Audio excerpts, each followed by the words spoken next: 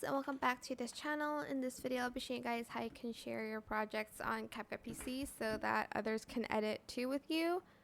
Make sure you're logged into your account, go to menu, go back to homepage, and then on your space, make sure you have a space here, and then you're just going to upload your video to that space, the one that you want people to edit with you.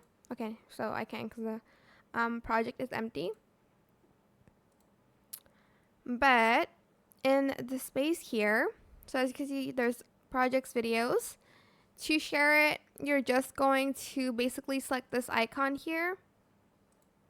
And then you can either, well, you can just select copy invitation link and then give it to your friends, and then they can select that link and edit the video and the project with you in that space. So that is pretty much it, really super simple, but I hope this tutorial was helpful for you guys. Don't forget to like, comment, share.